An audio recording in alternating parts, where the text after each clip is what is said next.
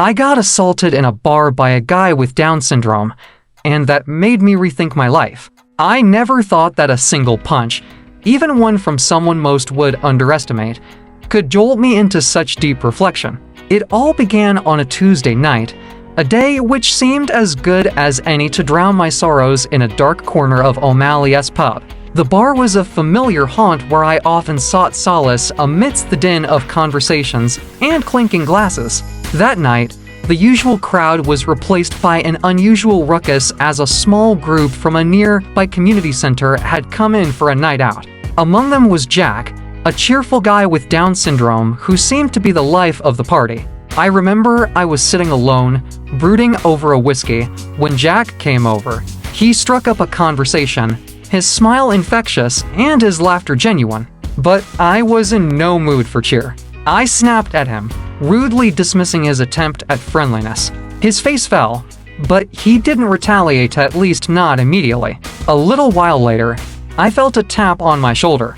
Turning around, I was met with Jack's fist flying towards my face. The impact sent me reeling, not just physically, but mentally. The shock of being hit by someone I had so quickly and unfairly judged tore through my drunken stupor. As I sat there nursing my bruised ego and a swelling eye, I started to think, here was a guy who, despite his challenges, had approached life with a joy and openness that I, in my bitterness, had lost. I realized how closed off and cynical I had become, how I had been pushing people away in my misery.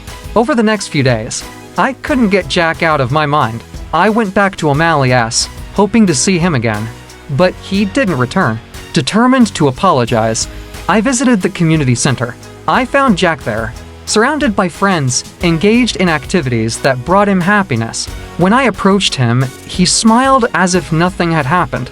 I apologized for my behavior, and he shrugged it off with a laugh. We ended up talking for hours, and I learned more about his life, his struggles, and his triumphs. Jack's resilience and positivity were inspiring.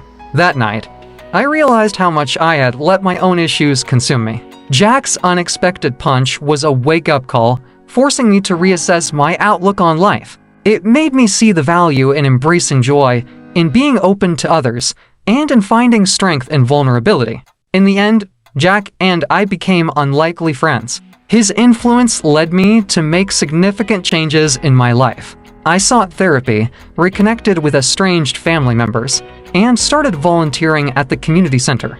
Jack's punch had been a catalyst for profound change, steering my life onto a path of healing and growth. Sometimes, it takes a chaotic moment to spark a much-needed transformation.